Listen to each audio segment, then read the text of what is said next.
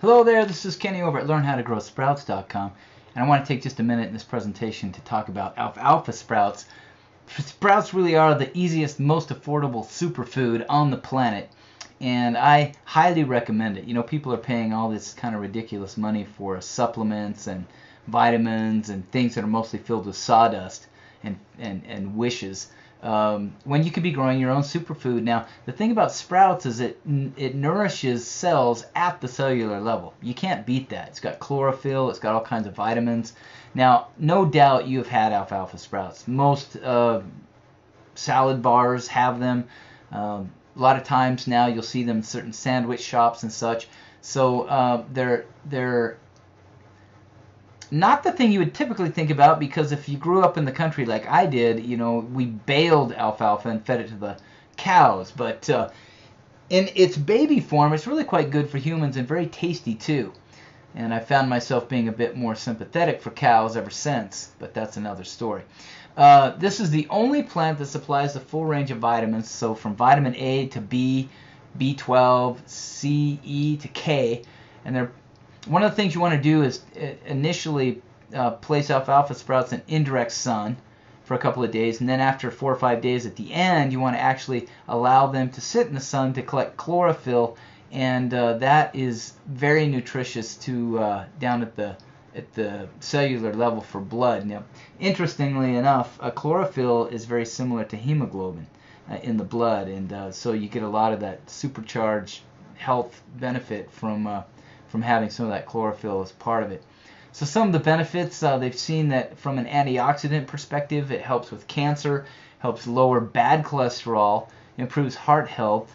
It has this anti-inflammatory process. It's rich in antioxidants, weight loss properties, improving bone health and control blood sugar. So you're going to see these same benefits for a lot of different sprouts, and it's because they have all this nutrients that seems to be stored now in the seed, and right when they're beginning to sprout at the 3 or 4 or 5 day level, it's as if they're endowed with this extra portion of nutrients that it needs to burst into adulthood, and you're able to gain benefit of all this by eating it at that very special and critical time frame in its life cycle.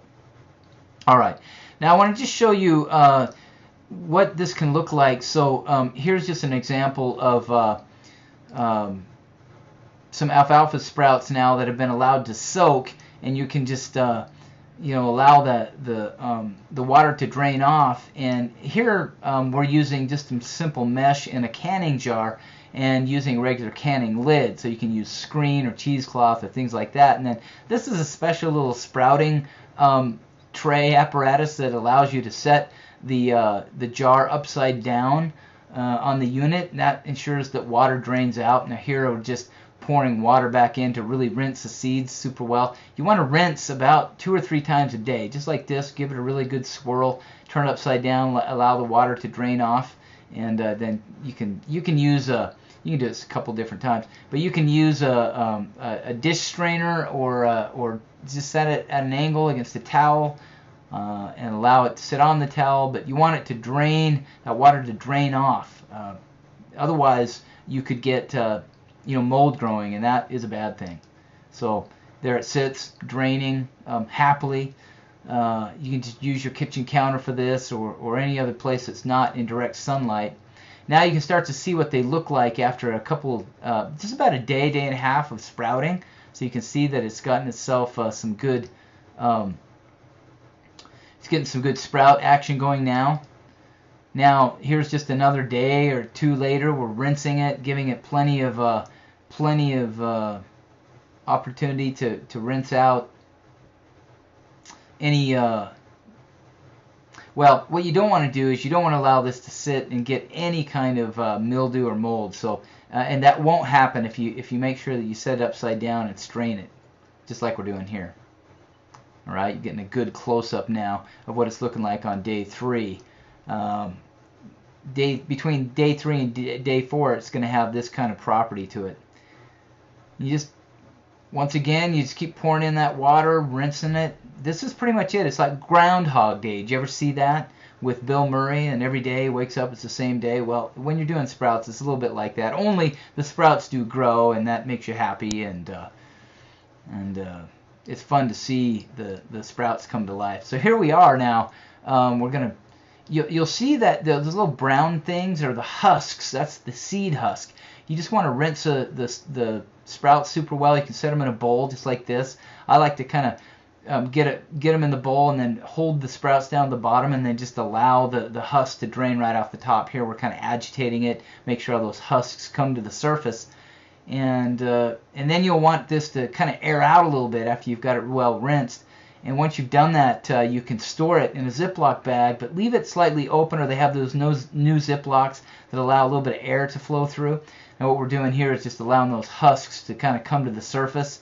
And then, not that they're a problem for you, or I mean they don't taste bad or anything, but they look kind of ugly if you're putting them in a salad or some such thing. So hopefully this has been helpful. Shows you a little bit about some of the benefits and the individual steps that you can use to grow your own sprouts. If you want to learn more, go over to learnhowtogrowsprouts.com.